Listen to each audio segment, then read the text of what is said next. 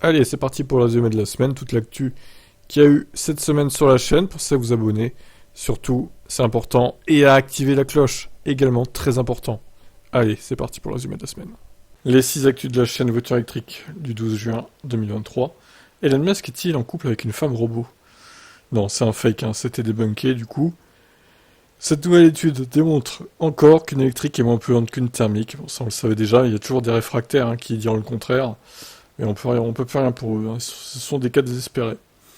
Le Tesla Roadster devient à nouveau précommandable. Faites des dons du coup pour que je puisse m'acheter cette voiture dans quelques années. Des dons PayPal, vous pouvez le faire. Il va falloir faire beaucoup de dons du coup. Une cagnotte, comme Villebrequin. Malgré l'essor d'une NACS, donc aux États-Unis, la norme de Tesla, la Maison Blanche affirme que le CCS Combo devra rester en vigueur aux USA, notamment pour avoir des aides publiques.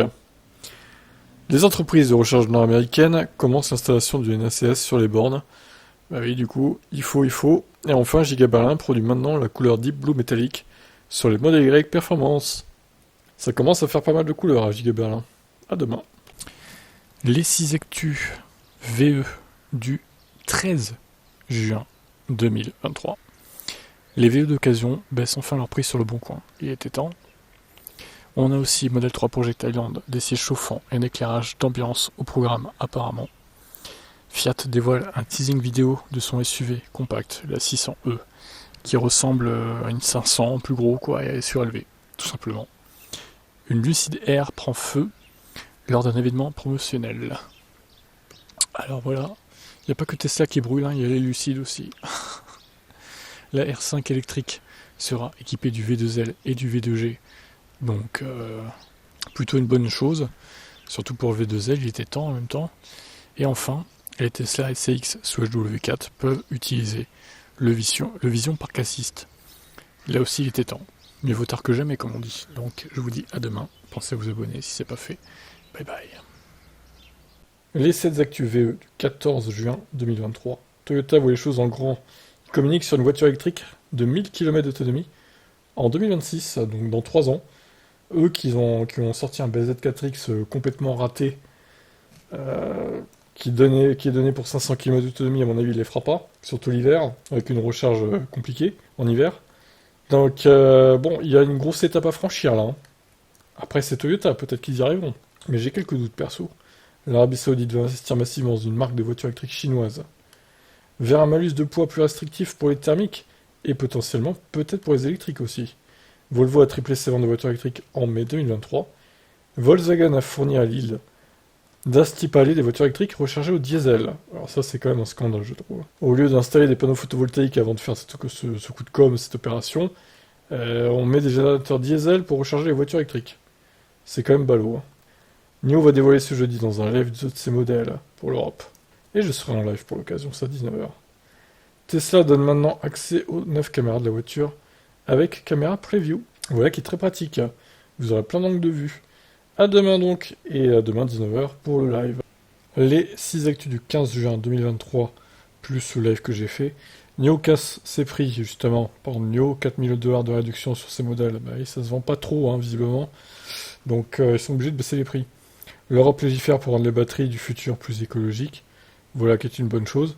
Nissan casse les prix de sa Leaf 2 en LLD. Bon, 249 €, ça peut paraître abordable, mais bon, c'est qu'une batterie de 40 kWh. C'est une voiture assez vieillissante. Bien équipée, mais quand même assez vieillissante, donc bof. Pas comme un fou sur cette annonce quand même. Volvo l'annonce, ils ne vendront plus aucune thermique en 2030. Quel que soit le pays. Ah bah franchement, bravo s'ils y arrivent. C'est culotté.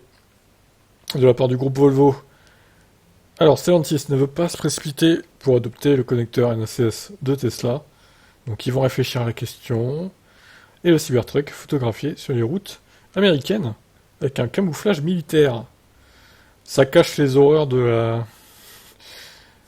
la carrosserie grise, là, acier brut. Bon, ça met un peu de couleur, on va dire, même si c'est un peu terne. Bon, Cybertruck, on attend toujours sa production en masse, qui ne devrait pas être avant plusieurs mois quand même, voire peut-être années. Ciao. Les 6 actus VE du 17 juin 2023.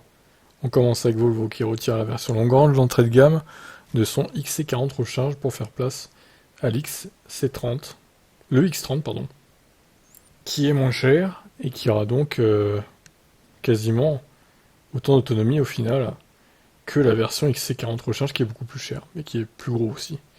Bref, c'est le bordel.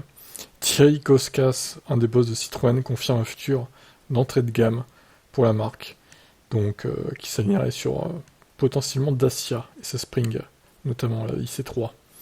Ford dépose un brevet d'une batterie externe pour voiture électrique sur le toit. Bon, à voir à l'usage. Les accords Tesla, GM et Ford pourraient augmenter les revenus de Tesla de 5 milliards. Énorme. Foxconn pourrait se lancer dans la fabrication de voitures électriques plus vite que prévu. Et enfin, Cobalt et Nickel. Cette ONG dénonce les agissements de Glencore, dont Tesla est partenaire. Musk, justifie-toi. Explication Musk. Allez, à demain. Les 6 actus du 17 juin 2023. Mercedes C111, le fameux concept des années 70 de retour en électrique. Bon, a priori, c'est qu'un concept, ce ne sera pas décliné en version de série, mais bon, à voir. Telo Trucks dévoile un petit pick-up électrique compact à grande autonomie. Ils ont réussi à mettre 100 kWh de batterie dans un truc comme ça, qui fait moins de 4 mètres de long et 1,83 m de large à peu près. C'est étonnant. BNP Paribas et MG s'associent pour proposer MG4 à abonnement all-inclusive, tout compris donc. Tesla Semi, toujours une production au compte-gouttes à cause des pénuries de matériaux. Toyota va recevoir une aide massive de 850 millions de dollars du gouvernement japonais.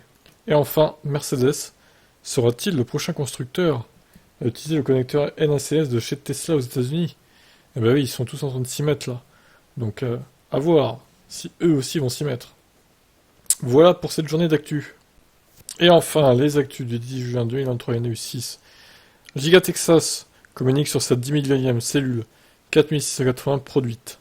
Donc bon, pour l'instant, ça représente pas énormément de voitures, mais bon, ça va aller crescendo. Bruno Le Maire confirme qu'il n'y aura pas de malus au pot pour les VE, mais peut-être un rabaissement de la limite de poids pour avoir le bonus écologique, du coup, à venir. Jaguar Land Rover dévoile ses nouvelles technologies de batterie, qui promettraient beaucoup plus de densité et d'autonomie. Tesla Powerwall, 500 000 installations depuis son lancement en 2015. C'est un joli succès. Et ouais, depuis quelques années, ça va en augmentant à fond là aussi. Les installations de ça. San Francisco devient la ville des États-Unis la plus pro-électrique. En même temps, ils sont assez aisés, les habitants de San Francisco apparemment. Et New Bolt EV, une copie de la Lotus Elise à petite batterie, en électrique, mais une énorme puissance de recharge. Il parle jusqu'à 1 MW. Bon, à vérifier en conditions réelles. Il mettrait, selon eux, que 6 minutes à faire le 0 à 100%. Sur une batterie de 35 kWh. Étonnant. Allez, à demain. Pensez à vous abonner.